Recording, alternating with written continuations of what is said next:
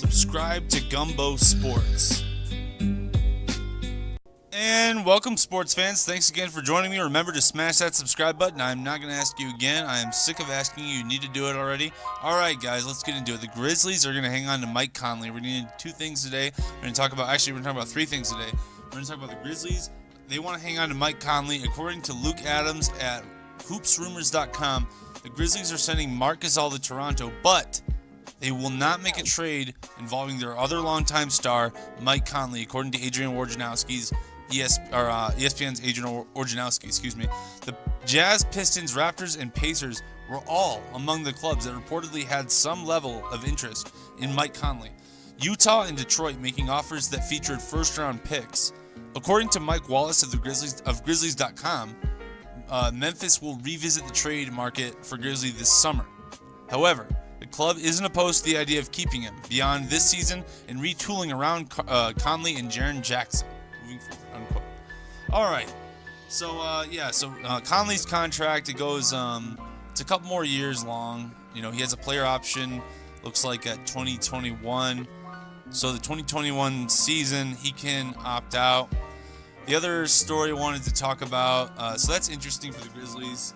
I feel like they're totally just rebuilding for the future around Jaren Jackson, and they're just gonna play the draft. I feel like the NBA more and more is about playing the draft. It's not even about free agents as much. I mean, it seems like it is because that's all we ever talk about. But you look at the Kings, you know how they're doing well. You look at the Sixers, trust the process. You look at, even the Warriors. The Warriors got most of their stars through the draft. They're dominant. They got KD via free agency. So it's a little bit of both. It's definitely both. But the draft does matter, and the draft is very important. All right, let's talk about the Magic are going to acquire Markelle Fultz from the Sixers. The Sixers are trading their number one, Luke Adams again. The Sixers are trading their number one pick, Markelle Fultz, to the Magic for Jonathan Simmons, who, if you guys remember, I think it was 2016. Simmons played really, really well against the Warriors, along with Kawhi Leonard and other teams. Simmons is a baller. Simmons is definitely a baller. They're also getting the future first-round pick. If I'm not mistaken, that's the same pick, the Thunder's future first-round pick from Orlando. If I'm not mistaken, that's the same pick they got for Victor Oladipo, and a future Cavaliers second-round pick from Orlando. Okay, wow, interesting. So, I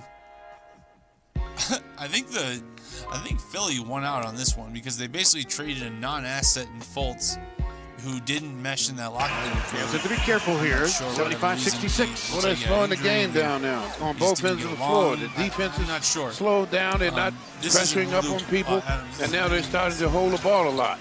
Third quarter's been the Cavs' worst this season. We know that. Simmons on a steal. And Larry Brew wants a timeout. I would argue that Fultz, Simmons thought about that three ball, and now takes a long he two. Gets a fresh start with a bunch of young Good players. stroke there by Jonathan Simmons. And they're not a good team. They don't have a lot of spotlights on him like Philly does. California came to the not ball. As many reporters by LeBron, who blanketed him. like Philly Here's steal by JR. So Simmons he has time to spinning. kind of progress. Great He can take finish. the floor. Probably won't focus on Simmons it as much smoozing as on. he would Boy, he is for Philly. turning it on in this quarter. Isaiah off the mark. Cavs only had one field goal here. Which I don't know A if little more than 4 I have minutes. no idea what's wrong with Markelle Fultz. And I don't Orlando's think been anyone perfect, really as we does. mentioned. Unless you're really, really close to Well, the you situation haven't like challenged someone- Orlando's defense at But, all. Hell, I don't even know if he knows what's wrong with him, to be honest. But I think it's a good trade for him. So, and Simmons, he is, he's got, right now he's shooting, he's got 14 points a game, just under, and he's got shooting 46.5%, 33% from three, 78% or 77% from free throw. Oh no, it was last year. Right now, this year he's not doing as well. He's got 7 points a game, 36%, only 22. Wow, he's really not doing that well. But you know what? Hey, it's a non-asset for an asset.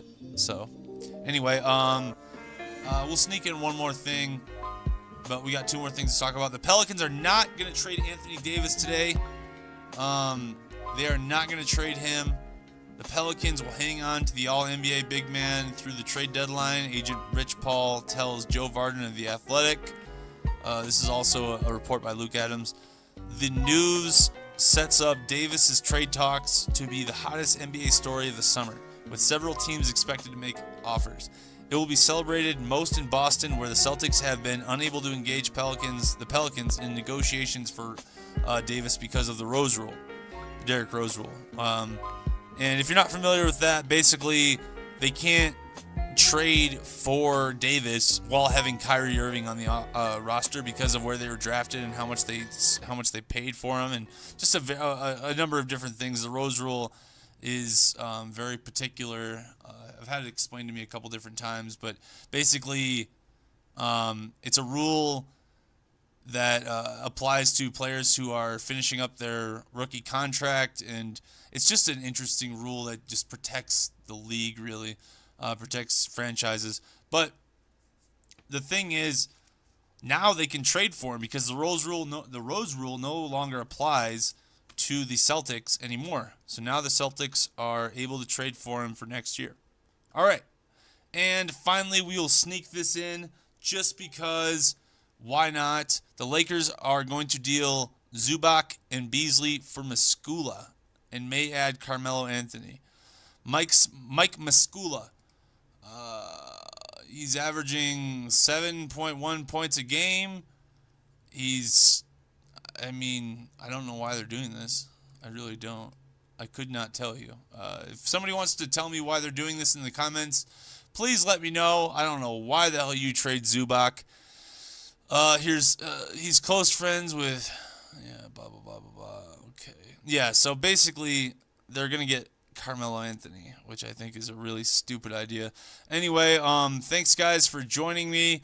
The Lakers are going to get Carmelo Anthony, it looks like. Somebody explained to me in the comments why they would trade Zubac, a young talent who looks like he's going to be pretty good, and Michael Beasley, who, he's not bad. He's not the worst player in the league for sure.